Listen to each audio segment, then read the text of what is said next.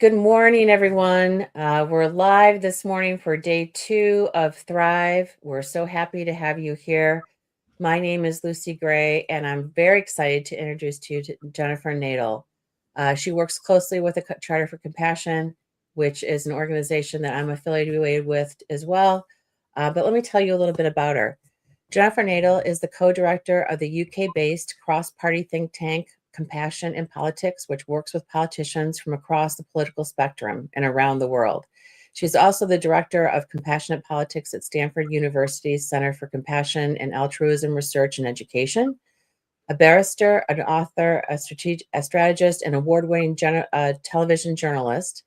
Her book, co-edited with Matt Hawkins, How Compassion Can Transform Politics, Our Politics, Economy, and Society, has been hailed as a guide to creating a more compassionate world.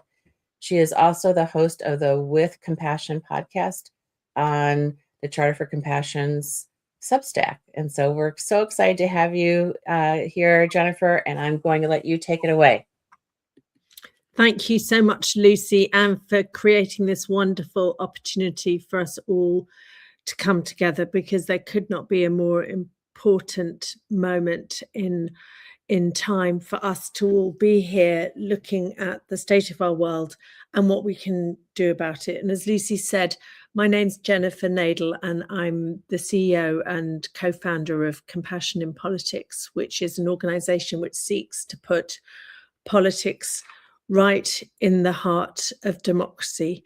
Because what is the point of politics? If the point of politics isn't to alleviate avoidable suffering, then it seems to have very little point to me whatsoever. So we work to try and promote the idea that politics should be about the addressing of avoidable suffering. We know that suffering is an inevitable part of life, but so much suffering that we see is not inevitable. It is caused by either the actions of others or the inactions. And the reason we look at politics, the reason we look at government, is that government has big levers that it can pull. And government also determines a lot of how we live. And certainly in the UK, where I'm based at the moment, I'm a US citizen as well. We have seen a lot of laws passed, and the same in the United States, that it was known would cause harm on individuals in the most vulnerable groups as a result of those laws being passed. And yet, nevertheless, those laws are passed and harm is done to the citizen knowingly, especially the most vulnerable citizens. So we're interested in how do we prevent that happening. And we work in two ways. First of all, we work on how politics is conducted. You know, if politics is not conducted well, if it's adversarial, if it's a zero-sum game, if it's binary with just winners or losers, we will not get the outcomes we need to ensure that everyone's needs are taken into account. And the second thing we look at is what are the policy outcomes? You know, are we arriving at policies that will actually solve the interlocking existential crises that we face? But before I go into more of the detail, I just want to take a moment to pause and just think about where we are now. And Lucy, if we could just go to this slide here. And we are all joining together this week as a massive conflict starts in the Middle East. More than 9 countries so far, maybe 10 by now, have suffered damage, death, and destruction.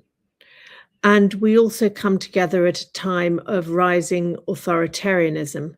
We can see 2 authoritarian leaders here. I'm sure you can all name others. And by our analysis, what we're really seeing is what happens when compassion is absent from the political space. We see war, we see conflict, we see autocracy, we see state-sponsored deaths. And so that is really what we're here to talk about. What can we do about that? And it really feels at the moment, I'm sure to many of you as well as it does to me, that we're in a battle for the soul not just of our nation, but of our world. And I'm reminded of the Native American story, which I'm sure many of you will know, about the grandfather who is telling his daughter, his granddaughter, this story. He says, inside you, there are two wolves fighting. One wolf is angry and vicious and spiteful and vengeful and mean, and that wolf will do whatever it takes to get his way, to be victorious. And then there's another wolf, and that wolf is kind and generous and loving and supportive and collaborative. And these two wolves are locked in a battle inside you, he says to his granddaughter. And it's a battle to the death, and only one of those wolves can win. And it feels as if right now we are seeing these two systems at war with each other. Compassion on the one hand, and the absence of compassion on the other. And there's also a psychological framing to this. You'll be hearing later today from Professor Paul Gilbert of the Compassionate Mind Foundation, who is a very important part of our thinking in compassion in politics, and indeed in the science of compassion globally. And he talks about the two primary operating systems that we have as humans. We're either in a state of rest and digest or fight and flight. We're either triggered, doing whatever it takes to win, or collaborating, sharing, caring. So to go back to the story, the granddaughter is really alarmed at the thought of these huge wolves. You know, wolves are the things of fairy stories and her nightmares. And she says, "Grandfather, which wolf is going to win?" And he says, "It's very simple. The wolf that will win is the wolf that you feed."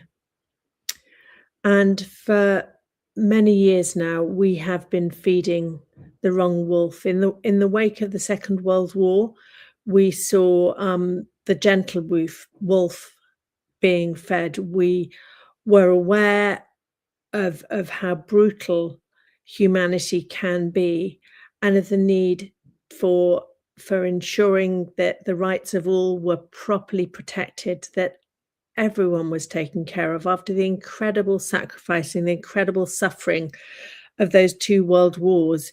We saw society really sit up and recognize that we needed to provide for everyone, particularly those who had laid down their lives or lost people as a result of the war. And in the United Kingdom, we saw this incredible project, the founding of the welfare state, which was the use of taxation to ensure that no human would go without housing if they needed it, education, healthcare, all provided free from taxation simply by virtue of being a citizen. So we had this wonderful period where government really saw its purpose as ensuring that everyone was taken care of.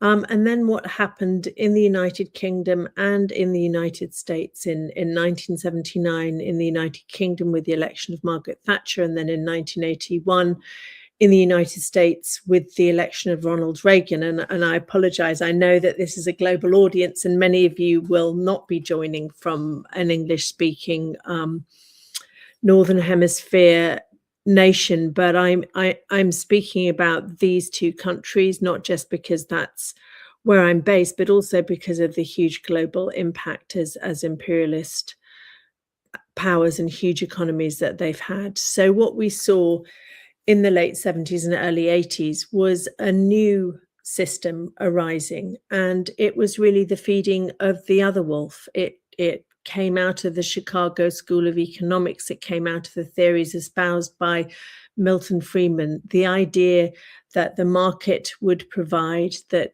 greed was good, that somehow wealth created through unrestricted access to the means of production would somehow trickle down and make everyone's lives better. So a new narrative arose, which was that we are all individual units of consumption, that we all need to work for ourselves. We need to have sharp elbows. We need to compete. We need to get there first. We need to be the best. We need to accumulate. And if we don't, we are somehow failing. If we're amongst the many who do not have enough resources to manage, a culture of blame and shame began to emerge, which really began to detach any sense of responsibility, because we were culturally fed the least compassionate narrative I can think of, which is that if people are struggling, they need to get on their own 2 feet and get on with things, which was really the narrative of the wolf of greed, accumulation, and cruelty. So we saw this understanding that had arisen in the wake of the Second World War start to be dismantled. And in Europe in 2016, we saw the Brexit referendum, which really was a rejection of multilateralism, of the international codes, the weaving together of all nations so that we could never again come into conflict. And of course, prior to that, we saw the financial crash of 2008, and we saw great economic suffering for large swathes of the population, at the same time as we saw excessive levels of wealth, billionaires adding to their ranks, growing. So we saw this rising inequality, this economic suffering, and this narrative that emerged that somehow it was our fault if we weren't succeeding. And in the vote in the UK for Britain to leave the European Union, we really saw a rejection of the notion that we all need each other, that we're all interconnected. And at the same time, we saw the first election of President Trump in the United States, again, an arch neoliberal figure whom we now see in his second term completely shredding the world order, dismantling these systems that have kept us safe and protected us. And right now we see this huge spiraling, escalating illegal conflict happening in the Middle East as a result of these ideologies and as a result of unbridled power. And what has happened alongside that, and certainly what drove in the UK the Brexit referendum and the re-election in the United States of Trump, was the rise in populism, the rise in populist beliefs. And at this moment in time, we have many more people, and this is not just a feature that's confined to Britain and the US. We see authoritarianism and the far right's popularity growing across the globe. And that's really happened for a number of reasons. It's happened because of the economic crisis. It's happened because of the failure of those parties who did have power, the Democrats, Labour in this country, to really fix the system, but they've tried to patch it up and keep it going without really addressing the underlying causes of inequality and suffering, and often worrying more about being right than they were about addressing the really big systemic issues that we face. And of course, we saw the rise in social media, and with it an exponential rise in disinformation, partly because of algorithms, partly because of foreign state interference. And we saw the falling apart of assumptions, of a reliance on factual truths or a common grounding in what is happening. And we entered an era where populist leaders could incite and innovate and energize audiences. And part of one other factor that fed into this, I've realized we've still got our slides. Here we go. Here, this is a rally that happened last summer in the United Kingdom. It was called the Unite the Kingdom March, and it was really an anti-migrant march, and it was organized by a far-right extremist. And what was really shocking to a lot of us in the UK was that so many people came. This was the biggest ever march, and many of the people who came weren't far right extremists. They were people who were just looking for somewhere to belong and a story that could lift them out of the despair and this lack of agency and the lack of optimism that they felt. And so this, not on the scale yet of the MAGA movement in the United States, but in the United Kingdom, we are seeing the seeds of this movement. And just to move into one other factor of how these movements have risen and taken hold, one of the impacts of the neoliberal agenda was that many of our societies and communities were stripped of the things that bind us together. They were stripped of the common spaces of the people like the train guard who maybe wasn't productive in producing financial benefits, but created a sense of safety, a sense of connection. So we saw our communities hollowed out. We saw the spaces where young people could gather sold off. We saw sports fields built on. We saw many things happen, but essentially we ended up in communities that were not only suffering the consequences of the 2008 crash and rising inequality, but also of living in places that had been forgotten, had been abandoned, had had no investment, had seen the dismantling of the structures that held them. And all of us have psychological needs, and we have the need to belong, we have the need to be seen, we have the need to feel like we matter. We have the need for agency. We have the need for hope. We have the need for belief that our children's lives will be better than our own. And society failed to meet those psychological needs. So we created a bonfire, if you like, a tinderbox of poverty, economic need, dislocation, abandonment, and a loss of faith in the political class. In the United Kingdom, only 1% of young people have faith in politicians to tell the truth. In the United States, there are similar statistics that show the falling away of any trust in the existing political class. And so we have this bonfire, and onto that bonfire comes the paraffin of far-right extremism amplified by social media, the narrative that somehow it's the other's fault, it's the migrants' fault, that somehow hate is the way to gain strength, and the feeding of a false narrative of grievance, and also the peddling of a story which many people were hungry for, a story that they were seen, that things were going to get better, that they mattered, that nothing more was going to be taken away from them. So we have seen and are experiencing this terrifying rise in populism and the rise of the far right. And of course, I don't need to tell you, we can take the slides down now. Thanks, Lucy.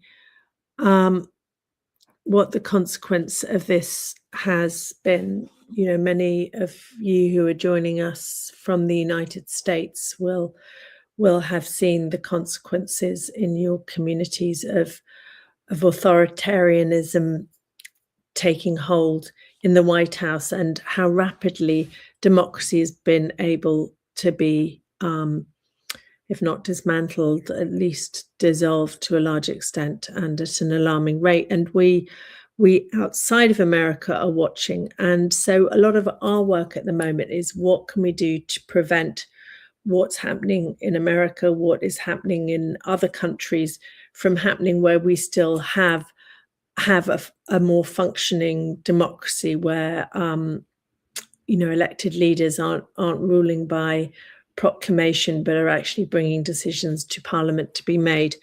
And so our focus at the moment at Compassion in Politics is two things. It's how do we defend the democracy we have, which may not be perfect, and it really, really isn't perfect, but it is at least democracy. And then how do we modernize it so that it's capable of meeting the needs of individual citizens, but also actually able to address the systemic interlocking crises that we face, that we are often told are separate in the political field. We have different departments for energy, for climate, for humanitarian issues, but actually they're all intimately connected. And so we need a politics that can deal with these interlocking crises that we face. And our politics has shown itself, quite frankly, to be very far from up to the task. So that's how we got here. We have an activated threat system. We have a politics that feeds on grievance. We have large swathes of the population that have been left behind. We have unbridled power, able to declare and launch illegal wars and cause huge sufferings to vulnerable swathes of the population, and very little effective opposition. So I'll just talk about some of the things that we're working on to try and resist that trend happening in the United Kingdom. And I'll just give you a couple of statistics before I do that. 72% of the global population, that's 5.8 billion people, now live under autocratic rule. And global freedom has declined for 19 consecutive years. And we also have more conflict than we have at any time since 1945. And that was before this current conflict opened up. So what can we do? The first thing that we are working on is information integrity. How can we stop the dissemination of lies? Because if we can't agree on the facts, it's very difficult to agree on how to deal with the problems that we have. So in the UK, we are proposing legislation that would make social media companies in-law platforms, because at the moment they are not held responsible for the content that they publish. Although they profit from what they publish, they're held in law not to be legally responsible. They do have a responsibility to take certain forms of content, extreme content, down, but by the time it's up there, the damage has been done. So how can we tilt that? How can we change that? So in the United Kingdom, we're proposing this new law that would simply say social media companies are publishers, and we think that a really robust regulation of social media is essential. And in Australia, as many of you will know, we're now seeing a social media ban for under 16s.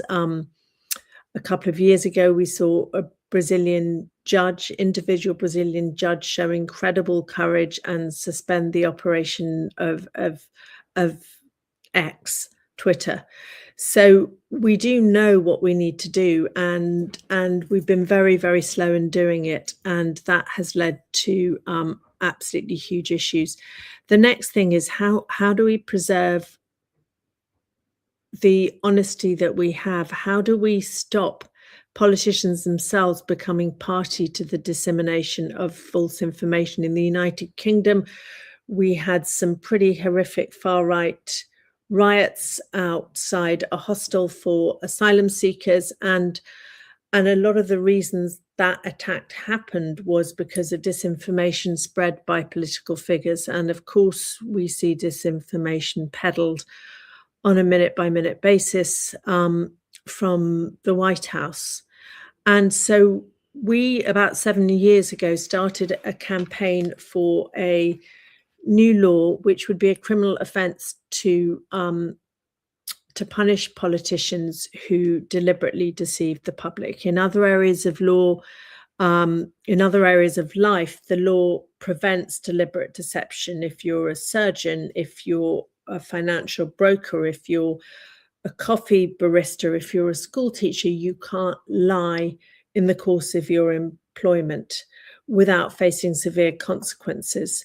And yet in politics, we see the normalization of disinformation, and many of us have felt hopeless, as if there's nothing we can do about it. So in the United Kingdom, 7 years ago, we started promoting this idea, and just to show that campaigning can work, that idea has now been introduced as legislation in the Welsh Parliament, and it is now before the UK Parliament. And sometime later this year, we hope that a law will be enacted which will create a criminal offence for public officials who deliberately deceive the public. So it shows that campaigning can win, and it provides a template for other countries to adopt similar legislation.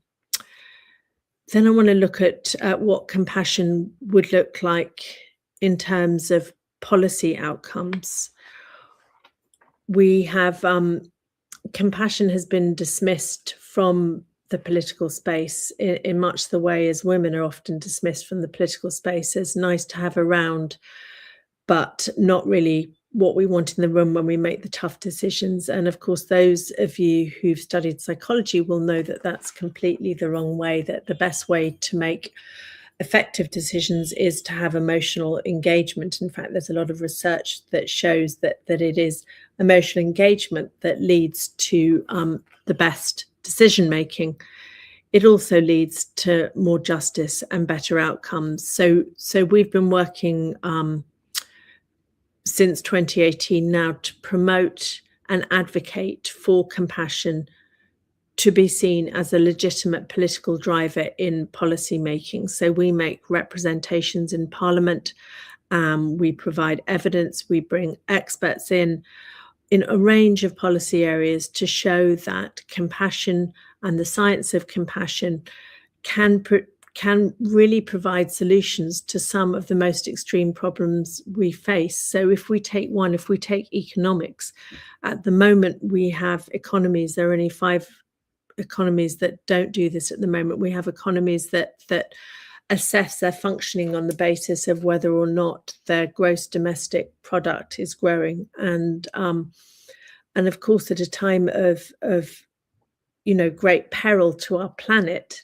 to have economies that are predicated on infinite growth, when we know that infinite growth will be collective suicide environmentally, is absolutely nuts. So we present evidence and argue for a shift from, instead of measuring our economic success on the basis of growth, let's measure it on the basis of well-being. Let's measure it on the basis of health, of happiness, of fulfillment, of agency, of lower crime rates. Let's look at the things which actually improve lives, because we have been sold a real pup in the belief that all we need to do is accumulate and we will be happier. And there has never been more depression and more anxiety in wealthy societies than there has been at this great peak of, what was a great peak of excessive wealth and consumption. So we look at policies that could lead to really transformational outcomes for us as individuals and for our societies. And the other thing we spend a lot of time looking at is how politics is done. In the United States and in the United Kingdom, we have electoral systems where only one party can win, and it sets up a tribal warfare where collaboration is seen as betrayal, and politics is really conducted in a state of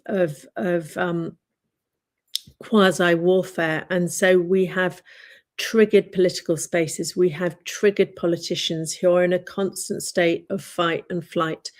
And what we know, if you're in a state of fight and flight rather than rest and digest, think back to those 2 wolves that we were talking about earlier, is that your cognitive functioning is not as effective, and that the response to a fight or flight is either to fight, to flee, to freeze, or to fawn. And when we look at what's happening to much of the Republican Party at the moment, we can see that. We can see the fawning to a president who is clearly a very, very dangerous and cruel man, and also not observing the laws. So we see fawning, or we see freezing. We see the inability to take action to stop, or the self-preservation that pleases him to ensure our own survival. So we have this this fight or flight state. And what really needs to happen is that all of those who are concerned by what's happening need to join together, irrespective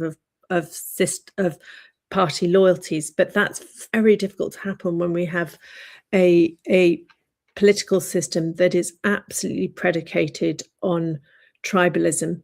So what we are looking at is how can we reduce that? So we formed an all-party parliamentary group in the British Parliament, which has had the active engagement of over 100 members of parliaments and members of the House of Lords, which says, forget about your party. What we're going to prioritise is compassion. And so we've created cross-party cooperation on an issue-by-issue basis. And we've now submitted a lot of evidence to the House, as the Houses of Parliament, as to how to reduce the levels of conflict. Obviously, we need constitutional and legislative change, but many of the practices that we have in most of our parliaments, and let's not forget that the British Parliament exported its form of parliamentary democracy to all the Commonwealth countries. So we had 600 countries across the world using this very binary, combative way of arriving at decision making. So we are looking at how we can soften that. How can we increase psychological safety so that we can see the collaboration and cooperation that we need? And this means not just so that we can stop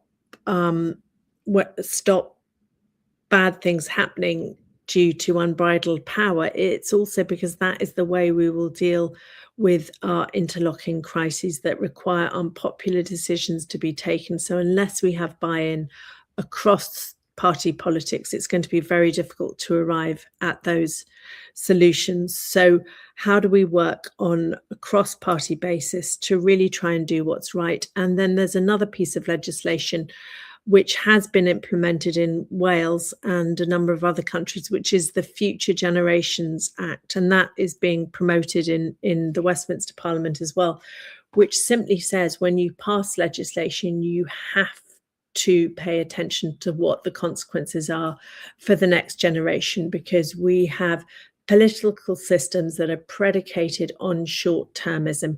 What's going to lead to our immediate political survival, not what's going to be for the best of our country, for the best of our citizens. So there are legislative changes, there are cultural changes, there are changes in habit and practice that we are seeking to promote. And we're very excited working with the Charter for Compassion in Australia. We're just about to have Compassion in Politics in Australia launched, and we have groups of supporters in other countries, and we're keen to work with the Charter to see as many groups as possible really integrating compassion into the political space, bringing it to where it's needed most. And then finally, I wanted to turn to our communities and the role that compassion can play against the rise of autocracy at a not grassroots, at the level in which we all live. And there is going to be a further talk at this conference by Dr. Julian Abel, and I strongly recommend you to listen to it. We work very closely with him at Compassion in Politics, and the Charter for Compassion is also working very closely with him and is giving people the opportunity to attend his fantastic training, which is the Talk, Listen and Connect training. So you'll be hearing directly from Julian later on, but I just want to give a couple of headlines of the importance of his work and his findings. And essentially what he has proven is that if we can create more connection at a community level, all the outcomes are better. We can improve health, we can reduce loneliness, we can improve the quality of life, we can improve productivity, we can improve education. So across the board, at a community level, compassion and connection can completely transform our communities. And this matters even more at this moment, because aside from the need to address the loneliness epidemic and the suffering that can be alleviated through connecting at community level, community connection is also the best, most effective way of building community resilience. And as we face autocracy, as we face state oppression, it is the level of connection that exists in community that will determine how we cope and how we weather these storms. And the historian Timothy Snyder, in his fantastic short book on tyranny, talks about this. He talks about how ultimately, when the checks and balances on power fail, when police forces are co-opted, what will ensure our resilience and our survival is the level of connectedness in our communities. So I really encourage you to, if you haven't already, to take up the opportunity that through the Charter for Compassion to get involved in that training, and to play an active part. And of course, the Charter has so many communities already doing extraordinary work. This is just a methodology that can scale up the level of connection at a time when it is so gravely needed. So we have to work at a systemic level, a cultural level, a political level, and at a community level. And I also just wanted to let you know about another event that is happening later today, which really is going to showcase what can happen at community level. I'll be moderating the conversation, and it is a conversation with community leaders and community activists in Minnesota talking about the extraordinary work they are doing to protect communities targeted by ICE. And their work is phenomenal. I'm really, really humbled to be speaking to them, and they show just what can happen in the face of authoritarianism, of state oppression, of arbitrary detention, arrest, of racism.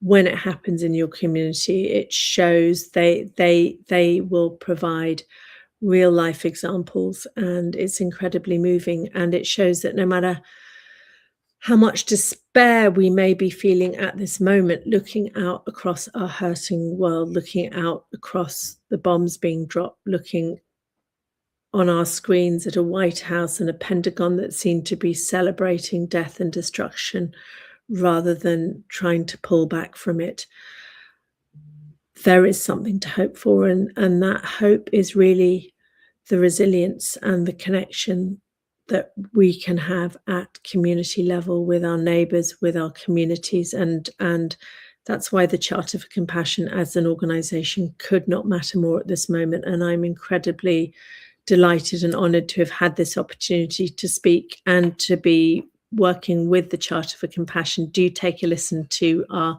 With Compassion podcast, which you can find on the Charter for Compassion Substack, and also on your regular podcast providers. It showcases some of the thinking and the reasons for optimism. So it's wonderful to be with you all wherever you are in the world, and no matter how bleak things appear, there is hope. And that battle between the two wolves can be won. It's which wolf do we feed? Which wolf do we feed with our systems? Which wolf do we feed with our culture? And the more we feed the wolf of compassion, of kindness, of generosity, of truthfulness, of courage, of collaboration, the sooner we will emerge from this dark time.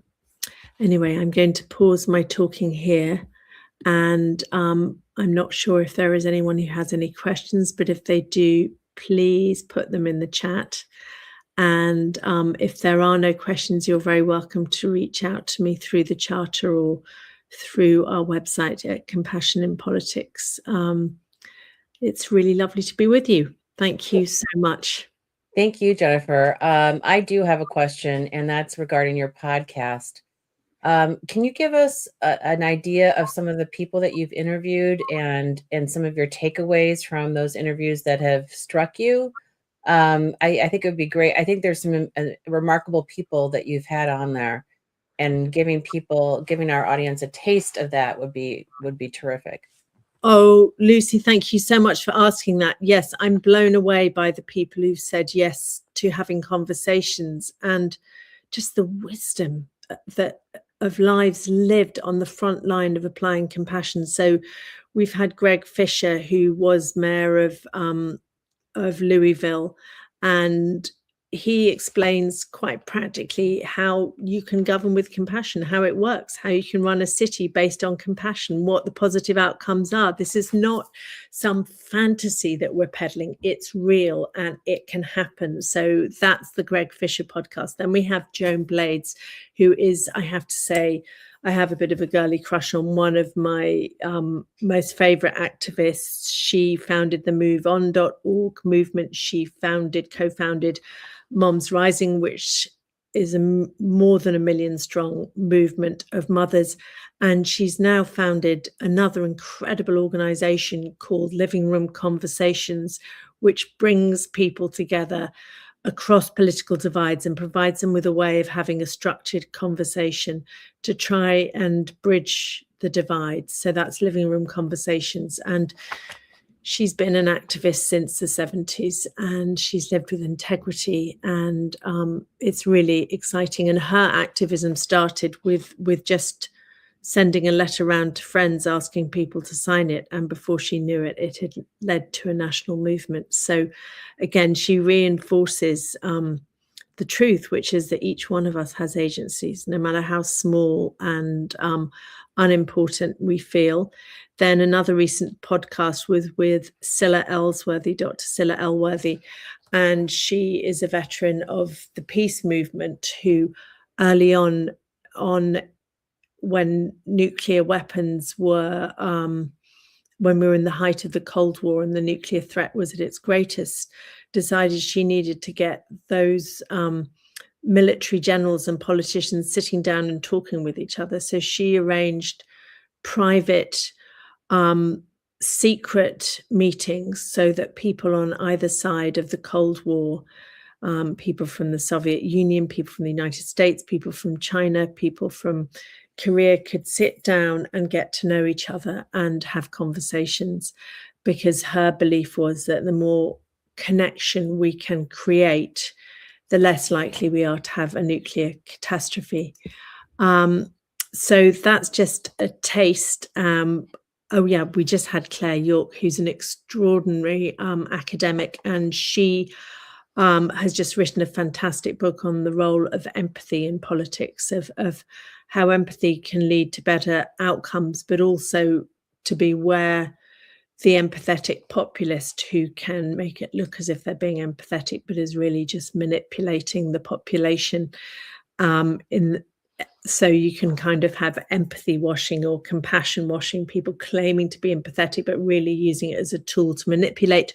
Or you can have leaders that genuinely use empathy in connecting with their communities. And of course, if there had been more empathetic connection between parties of the centre and the populace, then perhaps the rise in far-right extremism wouldn't be as great as it is now. So she has some really important learning. And then I hope our next podcast is going to be some of those voices that you'll have the chance to hear later from Minnesota, working on the front line, really bringing compassion into community life at the hardest point, where the state is failing and the state is oppressing.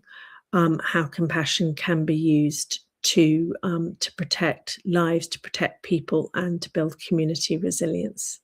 So that's just a little taster, and we want to hear from people as well. If anyone has someone they think we should be speaking to, we'd love to hear about that.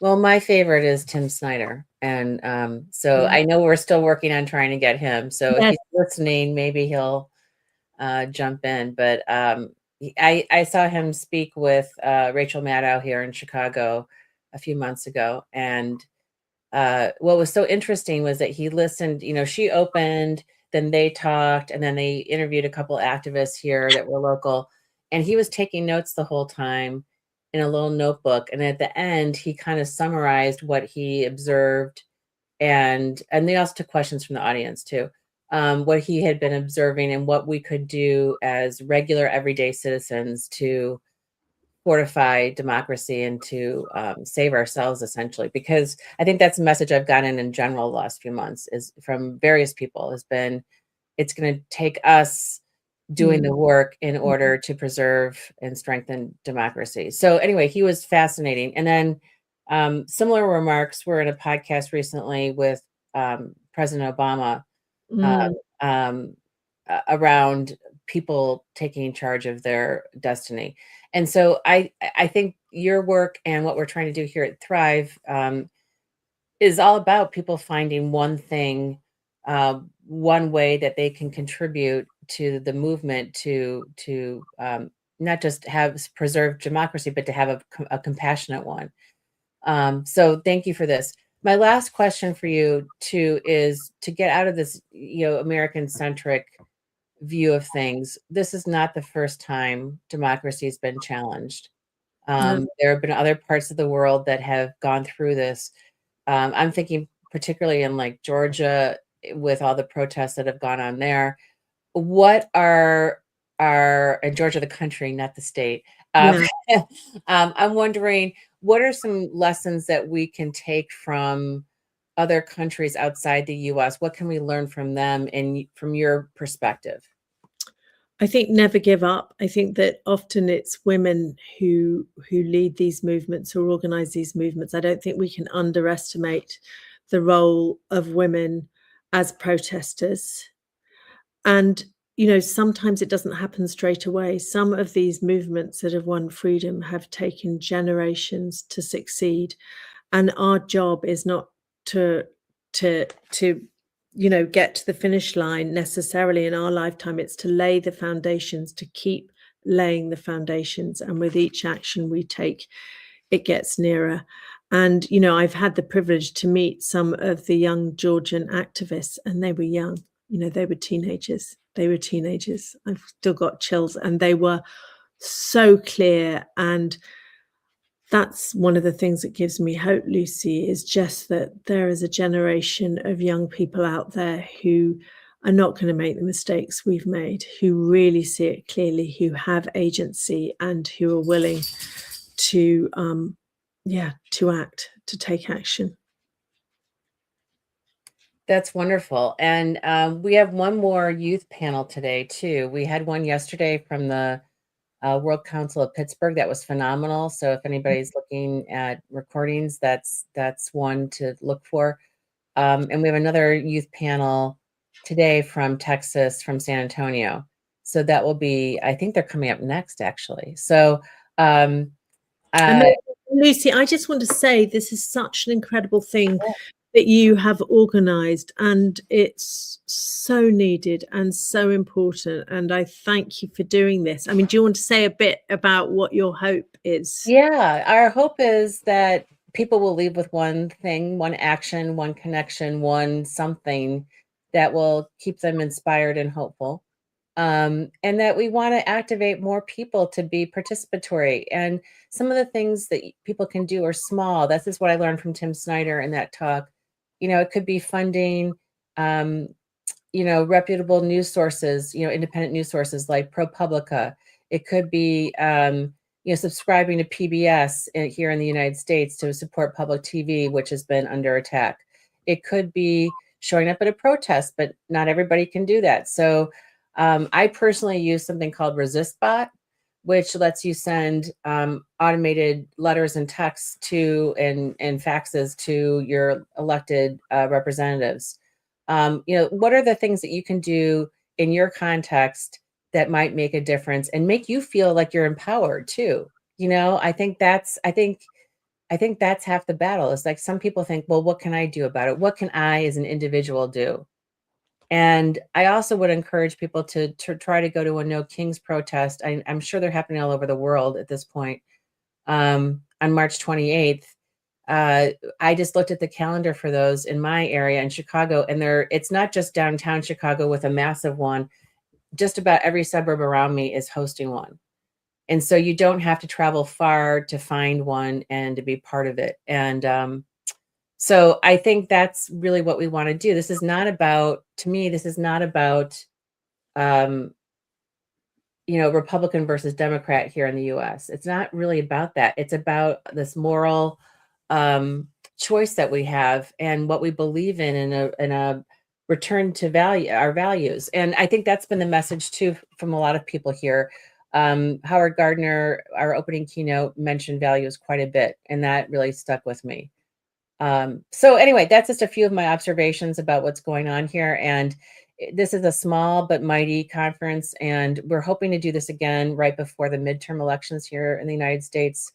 So hopefully, people who've been here and seen what's been happening will spread the word. Absolutely. Thank you so much, Lucy. Okay. We've got more sessions coming up at the top of the hour. Jennifer, I want to say thank you so much for your time and your expertise and your compassion. We're so proud to have you here, and I hope others will get more involved with the Charter for Compassion and Compassion in Politics going forward. So thanks for being here, and we'll see everyone in a few minutes at the next set of sessions.